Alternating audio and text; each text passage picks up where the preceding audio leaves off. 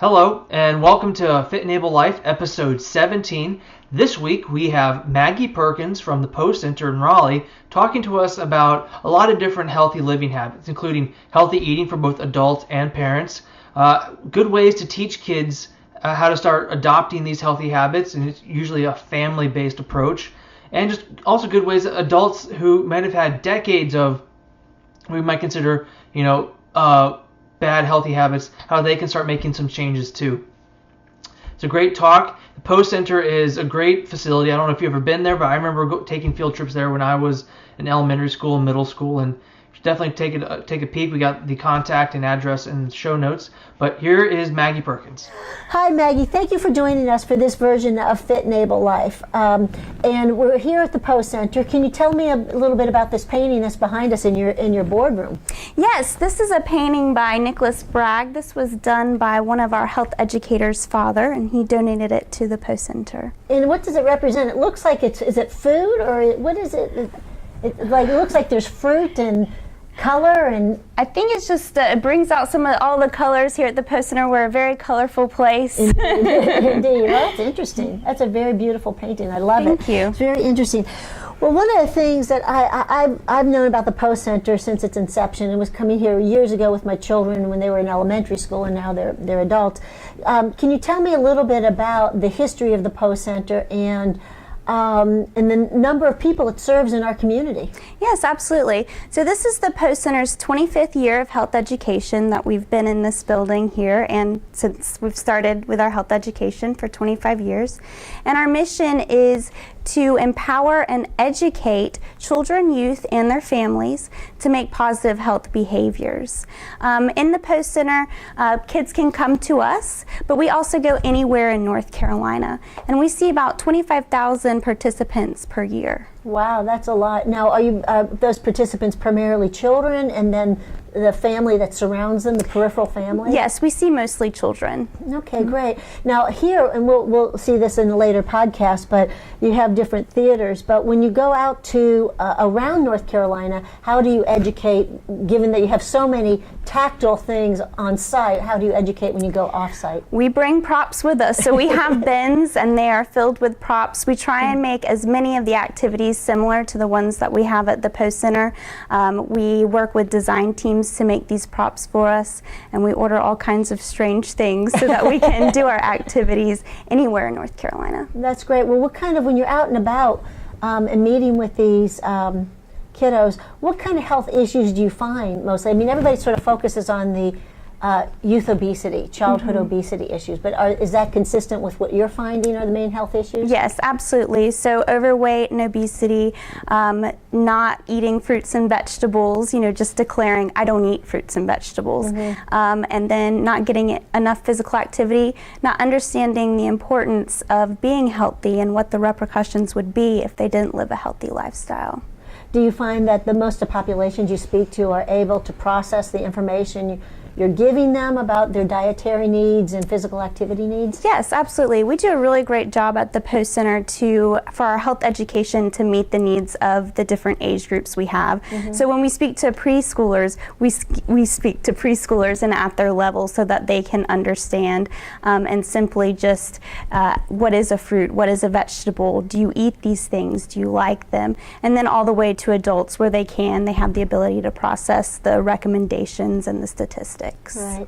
Well, when you are doing this, do kids typically have questions about what information you're providing them, and do the questions indicate that they're processing, they're understanding what you're telling them? Oh yes, absolutely. Lots of questions, especially around nutrition, but also around physical activities, and they want to share their personal stories. I do martial arts, is that good? So yeah, they're very engaged, and our programs are made to be engaging. Well, good. Do you, now I imagine that you're going across the board with the populations you reach out to. Every gender, every socioeconomic background, every county, where there are 100 counties in North Carolina. So you're across the board with that. Do you never notice that, like, kids that live in a more rural area, that they're more active than kids that live in an urban area? Do you ever have that kind of feedback? Yeah, so we do target low-income areas, and they have found that low-income areas do have more overweight and obesity. They are less active, and they don't have access to some of these healthy foods, and they're not eating as many fruits and vegetables. Right. Is it just because, or do you have a reason as to why they are not? Is it access? Is it knowledge? A combination? Well, access to education, yes. So that's why we target those areas. And we're a SNAP Ed agency, so we get grant funds to target those populations and provide nutrition and physical activity education for free. Okay, all right. Well, when you reach out to the populations that you're going out to, one of the things I noticed, we had recently an incident here where a grocery store closed in a community where that was the only grocery store, and people had limited access to transportation. And getting them to a store where they had the fresh fruits, the fresh vegetables, it actually took a special group to come in and reestablish a grocery store there where they had fresh meats, fresh, good dairy, all that. That's a huge issue in North Carolina and some of our rural areas. And the Poe Center, we go into corner stores and we actually rate them by what products they have, and they get a higher rating if they provide some fruits and vegetables, whole grains, lean dairy and proteins. That's interesting. So a corner store, can you define what a corner store is? Yeah, so there's a certain amount of aisles. We do have a specific definition at the Poe Center. I'm not quite sure what it is, but when I think of corner stores, I think of like gas stations. Very small amount of food, but the food that they have there, like for example, I like to see a can of beans, some 1% or skim milk, and some fresh fruits. Oh, okay, great. Yeah, that makes a lot of sense. Well, do you ever have programs that you reach out to the parents of the kids and you're trying to educate strictly the parents, or is it primarily that you're reaching out to the kids and then the parents are peripheral to the kids' education? Yes, so we have an energy balance program, and we do programming with the adults, with the parents and the kids at the same time, so they all hear the same information. And it's so important to get to that group because the parents are the nutritional gatekeepers. When you tell a kid, oh, go eat more fruits and vegetables, well, if their parents aren't buying them, it's hard for them to get access to those. So we do that through our energy balance program, and we try and target similar areas where if we're speaking to Wake County public school kids, we're also trying to get to those Wake County parents as well. Right. And you were saying that you try to go towards populations where there is more need for the lower socioeconomic, but have you noticed also deficiencies with kids that come from upper middle class families? Yeah, absolutely. It's a problem with everybody, overweight and obesity. It's not just the low socioeconomic children. It's also kids that have a little bit more money and resources. Well, I know it's second nature to you, but can you give me sort of an idea of what a well-balanced diet looks like for the average child? Yeah, absolutely. So everything we teach in our nutrition theater is based on the USDA's dietary guidelines, and right now that's the MyPlate. They use that image to help explain what a healthy plate looks like. So there's 5 food groups on the MyPlate. There's dairy, there's grains, protein, there's fruits and vegetables. So every time we eat, breakfast, lunch, and dinner, we want to try and get all 5 of those food groups. In every meal? In every meal, yes. So thinking about breakfast. Okay, that's bacon, sausage. Yes, and we want to try and pick healthier foods from each food group. So all foods fit in a food group. For example, bacon. Yes, bacon it would go in protein. It has a lot of fat in it though, but we'd want to pick a healthier protein than that. So like eggs for breakfast would be a healthier protein. Oh, right, that's right. You can tell I'm a bacon and sausage person. That's right, eggs. Oh yeah. Well, so would you actually lay out like what portion size should be? If you're dealing with the obesity issue too, do you teach kids about portion size? Yeah, and the MyPlate does a great job at that because it is a plate. So you want to use a smaller plate, about 9 inches is the recommended size. So, and it shows the portions of each food group and about how much. But then also with some of our classes for middle school, high school, and adults, we go over serving sizes and what they look like. For example, a serving of cheese looks like a domino. So when we have a cheese plate and we eat 10 dominoes worth of cheese, we're actually having 10 servings there. Wow. Okay, well, I think I hit that level last night. So a cheese I think that's interesting, and that's really a good visual. So can you, okay, like I've heard before, like a serving of meat portions like the size of your fist or something like that. I like to use a deck of cards because everybody's fist is a little bit different. It's actually the palm. So you can use the palm if you can't remember what a deck of cards looks like, or if you don't have access to that. So yeah, but a deck of cards is a serving of meat. That's 3 ounces. Right. And some other examples are like a pancake is a CD. A piece of bread is the square CD case. Okay, that's good. Yeah, I'd be wanting to use a Kima Lajuan. I'm using his palm. That's the size of meat I want. So, well, that's a really good. So, do you actually have like a deck of cards and a domino and things in like that? Some of our classes. So we have that in our nutrition theater, but then we also have grab bags, so we can take those props, like I said, anywhere in North Carolina. So, and then a piece of fruit is a piece of fruit. And is that? Well, not necessarily. So actually, like an apple's like a tennis ball. So some apples that we get these days are huge. It might be 2 servings of fruit. Okay. All right. And so, well, do kids understand that? I mean, that seems, I'm a very visual person, so that is very effective with me. Yes, absolutely. Are children equally Yep, and I know in 4th and 5th grade we start teaching those serving sizes and what they look like, household items. Yeah, and I bet that's a shock to a lot of mothers when they take that home. Absolutely. So when you have like wrapped cheese and it's the size of a piece of bread, what does that count for then? Does that, how do you advise people weighing out that? So we say with serving sizes so we all eat more than a serving sometimes, and that's okay. But the most important thing is to understand how much you're eating. So that's why they made those, to understand, wow, I just ate 10 servings of cheese, and to have that knowledge to be like, well, maybe I need to scale it back with some of these other foods. Okay, I'm going to wish I hadn't told you that. You said, that cheesy lady. Oh, I love cheese too. Well, I like that, and hopefully with our Fit and Able kids, that we can look at some of those tools that you use to educate in that way. How would you advise, though, with parents? Because parents this is what they've been doing all their life. This is what they've been eating all their life, and how they've been doing things. How would you persuade a parent to change things that might be decades and generations old, and how they prepare food?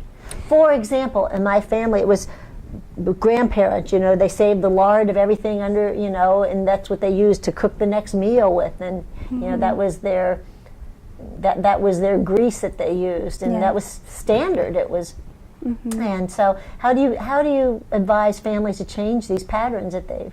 The Poe Center, we really focus on the education piece. So first, just knowing the status of our country and how almost 70% of people are overweight or obese. And then what does that mean for us? That puts us at much greater risk of some of these lifestyle diseases.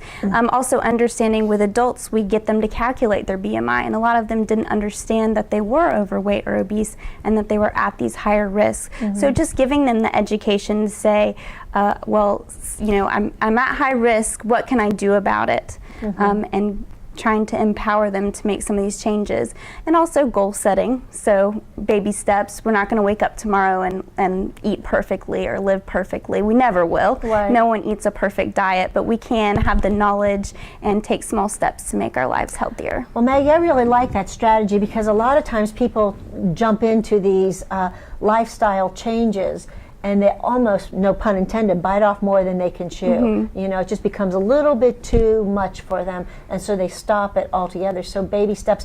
So would you then recommend people starting dietary changes as well as physical activity changes simultaneously?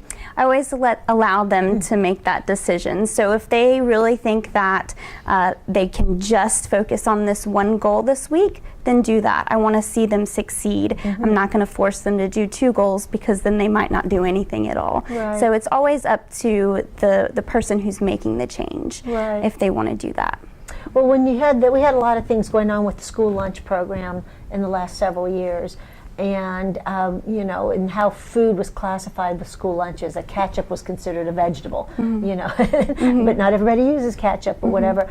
So, how would you recommend people being involved with knowing what their children are eating at school and seeing if they're getting nutritious meals at school, other than packing their lunch and sending it and hope that's what they ended up eating?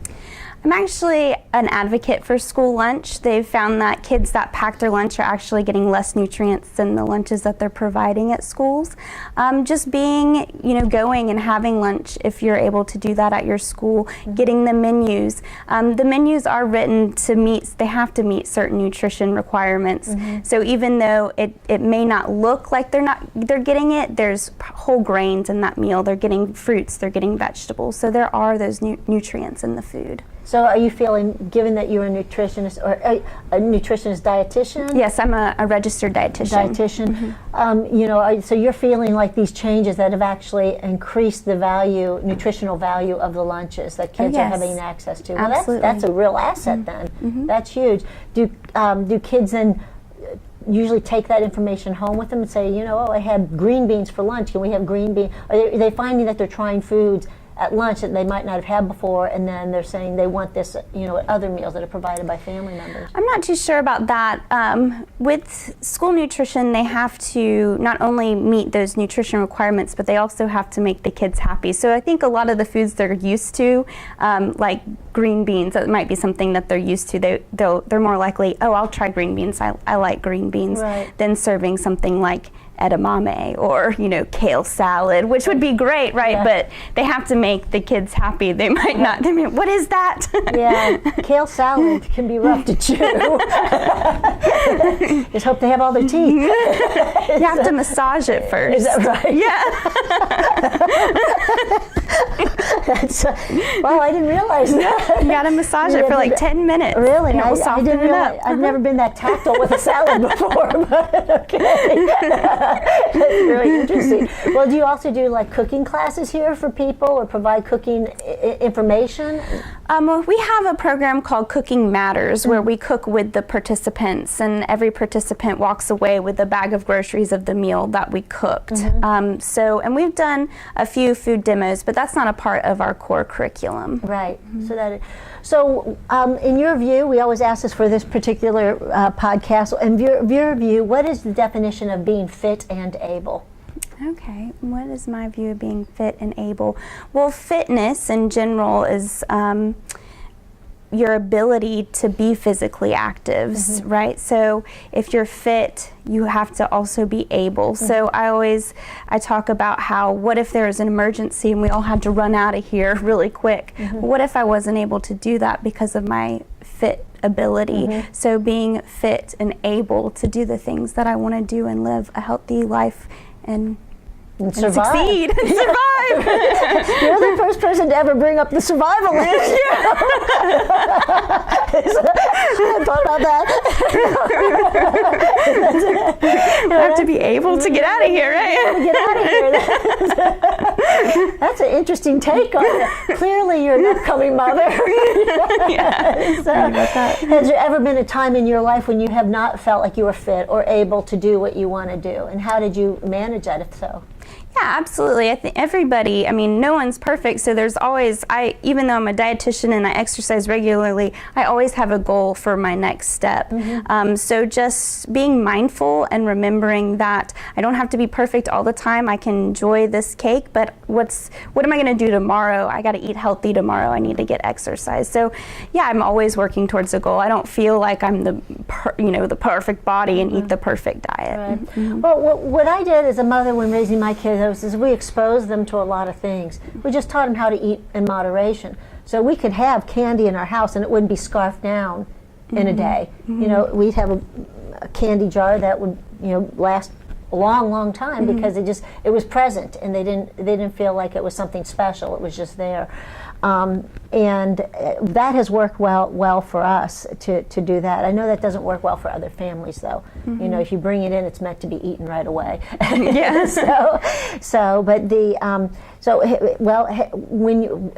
When you've not felt like you were able, is it just then setting new goals to get to that level where you feel at a comfort level again? Yep, that's exactly right. So remembering just to keep setting goals, and it's okay.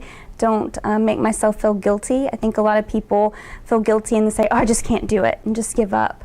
But it's not about. It's an entire life of living healthy. So tomorrow's a new day. Yeah, it's a process. Well, thank you so much for joining us yes, today. Thank and you. We'll be looking forward to seeing you on Fit and Able Kids. All right. Thank you very much. Thanks for coming. Well, that was a great talk. And Maggie had so many good things to teach about healthy living habits. For example, what constitutes a healthy diet? We know that's a moving target. Every year there's something new. That's not healthy to eat. This is healthy to eat. The research changes. You know, it all depends whether you're a kid, you're an adult, athlete, sedentary, you know, how old you are, what your genetic background is. It's crazy. But what she said that was really important is that even if something doesn't go right today, that's not a reason to feel guilty and to quit. Tomorrow is a new day. You can always make things up. You can always try harder. And you have a whole life ahead of you to live healthy. Just go one day at a time and don't quit. I think that's a very great message for everyone, no matter what you're trying to do to make yourself healthier.